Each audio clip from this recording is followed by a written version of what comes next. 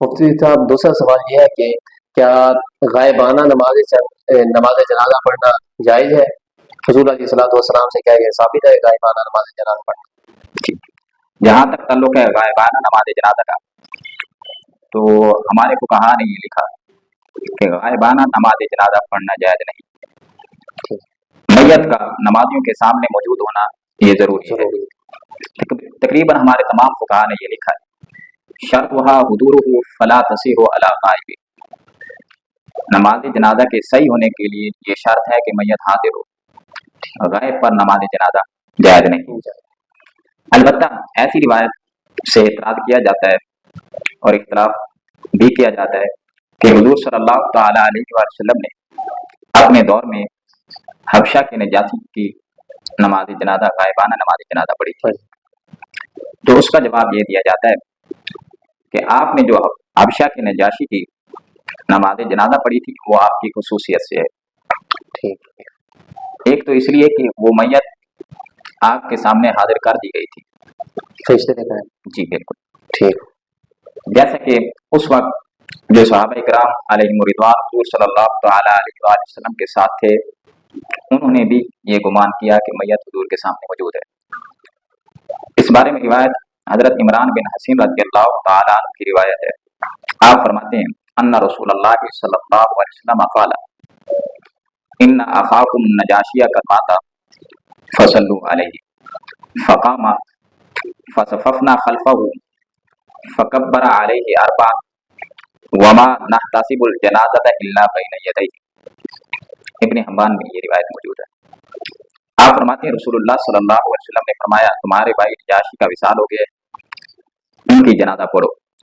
تو حضور صلی اللہ تعالی علیہ وسلم جنازہ کے لیے کھڑے ہوئے اور ہم بھی حضور کے پیچھے، ہم نے بھی صفیں باندھ لی۔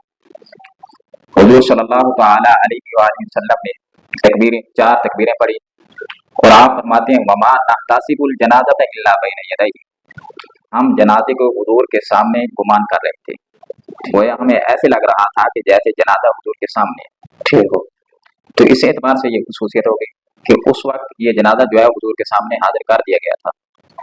اور اس خصوصیت کی اور بھی کئی وجوہات ہو سکتی ہیں کہ نجاشی کا جو جنازہ پڑھایا گیا تھا یہ کئی اور اعتبار سے بھی خصوصیت ہے، اس لیے کہ رسول اللہ صلی اللہ تعالی علیہ وسلم کے ظاہری حیات کے اندر اکابر صحابہ کرام علیہم رضوان کا وصال ہوا، شہادتیں بھی ہوئیں، لیکن رسول اللہ صلی اللہ تعالی علیہ وسلم نے کسی کی بھی غائبانہ نماز جنازہ نہیں پڑھی، باوجود اس کے کہ حضرت جبریل آپ کے پاس وحی لے کر آئے کہ ان کا وصال ہو گیا یا ان کی شہادت ہو گئی، لیکن آپ نے ان کی جنازہ نہیں پڑھی۔ جیسے کہ حضرت خبیب رضی اللہ تعالیٰ عنہ، یہ صحابی رسول اللہ صلی اللہ علیہ وسلم کو بہت محبوب تھے، لیکن آپ نے جنازہ نہیں پڑھی، جی بالکل ایسے۔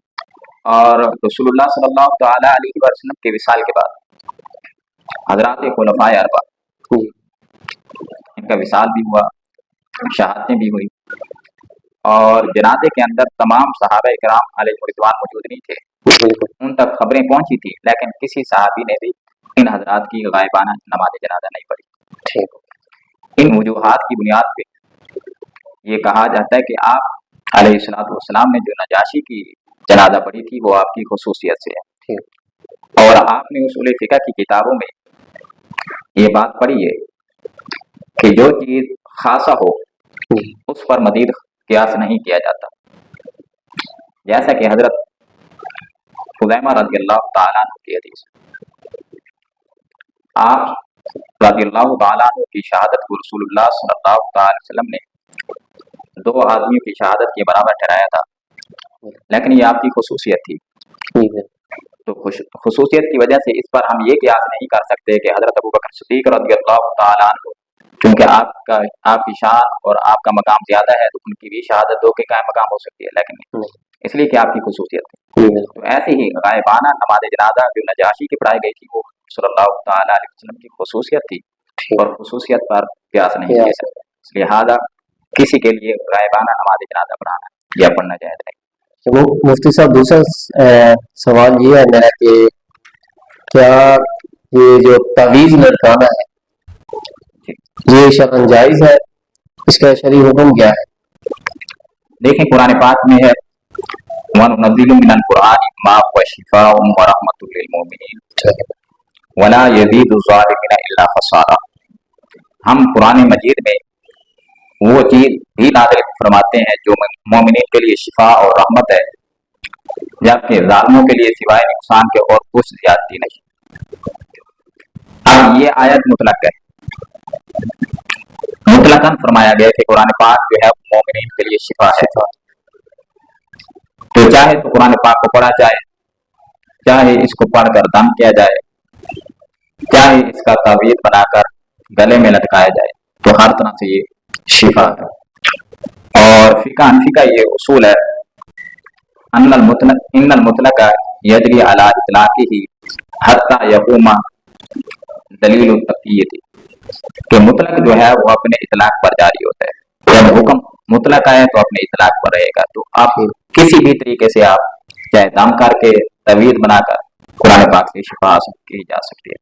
और इमाम कुर्तुबी अलैहिर्रहमा ने अपनी तफसीर में इस आयत के ज़िमन में लिखा, शिफा मिनल अमराद ज़ाहिरति बिर्रुक़ा वत्ताऊदी व नहविही, कि कुरान पाक जो है ये ज़ाहिरी अमराज से बदरिया दम, तवीज़ और इसकी मिसल से शिफा देता है।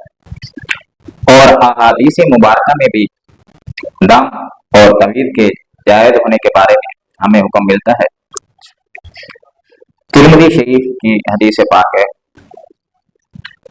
साहबी रसूल ने रसूलुल्लाह सल्लल्लाहु तआला अलैहि वसल्लम से इस्तिफ़सार करते हुए अर्ज की, अराइता रुकन नस्तरक़ीहा व दवान नतदाबा बिही व तुक़ातन नत्तक़ीहा हल तरुद्दु मिन क़दरिल्लाह।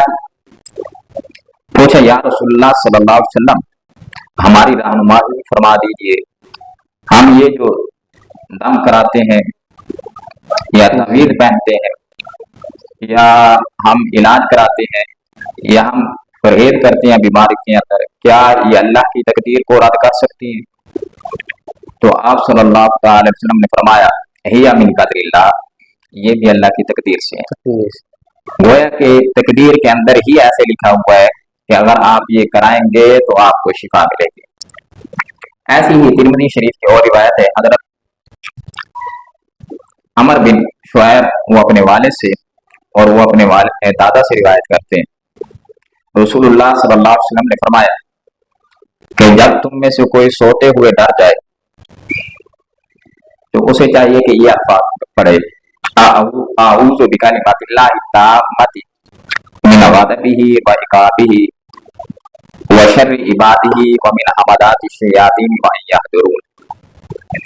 जब वो बंदा ये कलिमात पढ़ लेगा तो अब उसको ये ख्वाब जो है वो नुकसान नहीं देगा।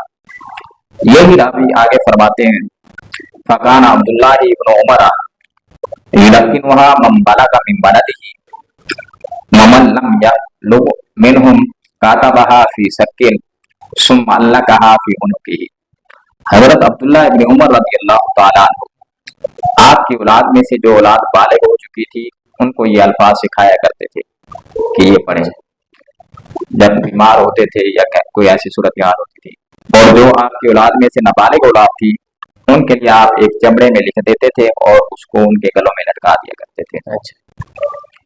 ऐसी ही इमाम इब्न अबी शैबा रहमतुल्लाहि तआला अलैह, जो कि इमाम बुखारी के भी उस्ताद हैं, उन्होंने इस पर अपनी किताब मुसन्नफ इब्न अबी शैबा में पूरा एक बाब बांधा है तावीज़ात के जायज़ होने के बारे में, और बाब का नाम रखा है मन खस्सा फी तालीक़ तावीज़। उसमें से भी ये पूरा बाब है, उसमें से मैं चंद रिवायात आपके सामने पेश कर देता हूँ ताकि किसी किस्म का कोई शुबा ना रहे। हजरत सईद बिन मुसय्यब रज़ियल्लाहु ताला अन्हु, आपसे पूछा गया तावीज़ात के लटकाने के बारे में, तो आपने फरमाया ला बासा इज़ा काना फी अदीमिन, फरमाया इसमें कोई हर्ज नहीं जब ये चमड़े में हो।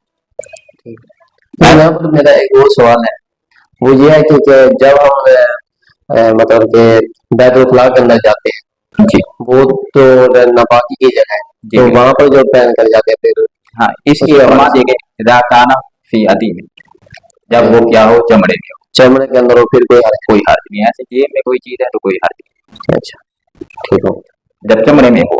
हदीस में ऐसे अल्फाज, जब चमड़े में हो।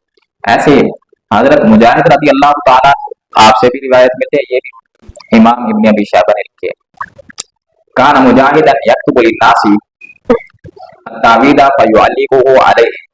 हजरत मुजाहिद जो है रजी अल्लाह ताला अन्हु, आप भी लोगों के लिए तावीज लिखते थे और फिर उनको उनके गलों में लटका दिया करते थे। तो इन रिवायात से साबित होता है कि दम करना या तावीज लटकाना ये जायज है। जाए अलबत्ता ऐसे तावीज़ात जिनके अंदर शिरकिया कुफिया कलिमात लिखे हों, तो ऐसे तावीज़ नाजायज हराम बल्कि कुफ्र शिरक है। लेकिन वो तावीज़ात जो कुरान हदीस जी बिल्कुल जिनके अंदर कुरान पाक की आयात लिखी हों, अस्माए मुक़द्दसा हों, या उनके अंदर वो दुआएं हों जो हदीसों में जिक्र है, अगर ये लिखी हुई है तो ऐसे तावीज़ात का लटकाना जायज है, पहनना जायज है और जरूर ये शिफा देती है। सर सवाल ये है कि क्या आजकल के दौर के अंदर औरतें जो है वो मसाजिद के अंदर जाकर नमाज पढ़ सकती हैं जमात के साथ? बिस्मिल्लाहिर्रहमानिर्रहीम, अल्हम्दुलिल्लाहि वलिय्यिहि वस्सलातु अला नबिय्यिहि अम्मा बाद। इस मसले पर गुफ्तगू करने से पहले मैं तमहीदन एक दो हदीसें सुना देता हूँ आपको। रसूलुल्लाह सल्लल्लाहु तआला अलैहि वसल्लम की ज़ाहिरी हयात के अंदर आपने फरमाया था, ला तमनऊ अमा अल्लाहि मसाजिदल्लाह, कि अल्लाह की बामियों को यानी औरतों को अल्लाह की मसाजिद में आने से मना ना करो। ठीक। लेकिन जब हजरत उमर फारूक रज़ी अल्लाह तआला अन्हु का दौर आया तो आपने औरतों को मसाजिद में आने से मना फरमा दिया, और उसकी वजह ये थी कि अब फतूहात हो रही थी, माल कसीर तादाद में आ रहा था, औरतों ने ज़ेब व ज़ीनत करना शुरू कर दी थी, तरह तरह की खुशबुएं, अच्छे अच्छे लिबास पहनती थी। ठीक हो, फितने और इंतशार का खौफ था, इसलिए आपने मना फरमाया। ठीक। ये औरतें उम्मुल मोमिनीन हजरत आयशा रज़ियल्लाहु तआला अन्हा आपके पास हजरत उमर फारूक रज़ियल्लाहु तआला अन्हु की शिकायत लेकर गई। ठीक। तो उम्मुल मोमिनीन हजरत आयशा रज़ियल्लाहु तआला अन्हा ने फरमाया, आज जो तुम करती हो अगर रसूलुल्लाह सल्लल्लाहु तआला अलैहि वसल्लम के दौर में भी करती तो हुजूर जरूर आपको मना फरमा देते, जैसे कि बनी इसराइल की औरतों को मना किया गया था। ठीक। इस हदीस से एक तो हमारे फुकहा ने ये उसूल अखद किया कि उर्फ के बदलने से अहकाम बदल जाते हैं। ठीक। रसूलुल्लाह सल्लल्लाहु तआला अलैहि वसल्लम के दौर में उर्फ कुछ और था, ठीक। हजरत उमर फारूक रज़ियल्लाहु तआला के दौर में उर्फ बदल गया, इसलिए हुक्म भी बदल गया था। और दूसरा, इस हदीस से ये भी मालूम हो गया कि औरतों का मसाजिद में जाना ये ऐसा मसाला है जिसका ताल्लुक उर्फ के साथ है। बिल्कुल ऐसा। तो अब हम अपने उर्फ में देखेंगे कि क्या सूरत हाल है। बिल्कुल जाहिर बात। अब अगर हम अपने उर्फ में देखते हैं तो आज का जो दौर है ओरियानी, फुहाशी, जी बिल्कुल, मादियत परस्ती बिल्कुल। और इसके साथ साथ अकायद और नजरियात में बहुत ज्यादा फितना और फसाद पाया जा रहा है, और इस चीज की जरूरत है कि औरतों को दीनी तालीम से आरास्ता किया जाए, जी। इसलिए कि औरत एक माँ की हैसियत रखती है, या तो माँ है या करीब माँ बनेगी, जी। और माँ जो है वो औलाद की पहली दस्तगाह होती है। जी बिल्कुल। अगर इसकी इस्लाह होगी तो औलाद की भी इस्लाह होगी। और इस चीज को देखा जाए तो औरतों को फिर इन नमाजों में, जिन नमाजों के अंदर दर्स व तदरीस होता है, ठीक है, ऐसी नमाजों में मसाजिद में जाने से ना रोका जाए, ठीक हो, ताकि इनके अकायद, इनके नजरियात की इस्लाह हो, दीन की समझ हो जाए और अपनी औलाद की अच्छी परवरिश कर सकें। और वो कौन सी नमाजें, मिसाल के तौर पे नमाज जुमा है, जी बिल्कुल, तकरीबन हमारे पूरे मुल्क में हर जगह जो है खुतबा होता है पहले, जी तो नमाज जुमा में औरतों को मना ना किया जाए, ठीक, लेकिन जाने के लिए कुछ शराइत होना जरूरी है। हुदूद शरिया में जाए, बापर्दा हूँ, मर्दों के साथ इख्तिलात ना हो, जी बिल्कुल, इनकी आवाज मर्दों को सुनाई ना दे, मस्जिद में इनके लिए अलहदा सी जगह बनाई जाए, पर्दे का एहतमाम, जी पर्दे का इंतजाम हो, ऐसे ये औरतें हैद और निफास से पाक हों, इन चीजों को देखकर वो नमाजें जिनके अंदर दर्स व तदरीस होता है तो औरतों को मना ना किया जाए। इसके अलावा बाकी नमाजें उसमें मैं समझता हूँ कि औरतों को ना जाने दिया जाए, इसलिए कि 5 नमाजों में जब एक औरत घर से निकलेगी, और हमारे यहाँ तो नमाजों के औकात भी मुकर्रर है, और अब इसके मस्जिद में जाने का इतना फायदा नहीं होगा दीनी एतबार से, जितना कि ये औरत जब मस्जिद में जाएगी 5 वक्तों में और एक मुकर्रर वक्त पर रोजाना जाएगी, तो ठीक है, अगरचे मस्जिद में तो ये महफूज है, लेकिन गली में जाते हुए कितने का शिकार हो सकती है।